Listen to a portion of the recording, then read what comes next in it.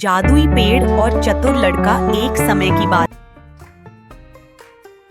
ईमानदार लकड़हारा। एक समय की बात है, एक छोटे से गांव में एक ईमानदार लकड़हारा रहता था। उसका नाम रामू था। रामू बहुत मेहनती और सच्चा इंसान था। वह हर दिन जंगल में जाकर लकड़ी काटता और उसे बेचकर अपना गुजारा करता। एक दिन रामू जंगल में लकड़ी काट रहा था कि अचानक उसकी कुल्हाड़ी हाथ से फिसलकर पास के नदी में गिर गई।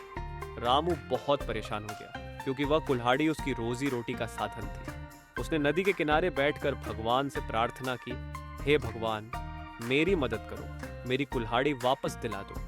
तभी नदी से एक जल परी प्रकट हुई और उसने रामू से पूछा, तुम क्यों रो रहे हो?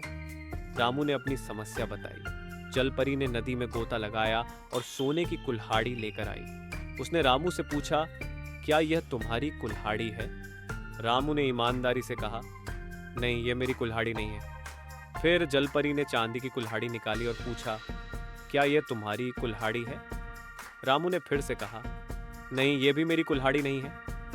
अंत में जलपरी ने लोहे की कुल्हाड़ी निकाली और पूछा, क्या यह तुम्हारी कुल्हाड़ी है? रामू ने खुशी से कहा, हाँ, यही मेरी कुल्हाड़ी है। रामू की ईमानदारी से प्रभावित होकर जलपरी ने उसे तीनों कुल्हाड़ियां दे दी। रामू बहुत खुश हुआ और उसने जलपरी का धन्यवाद किया। वह गांव लौट आया और अपनी ईमानदारी की कहानी सबको सुनाई। नैतिक शिक्षा। ईमानदारी हमेशा फलदायी होती है। क्या आपको यह कहानी पसंद आई?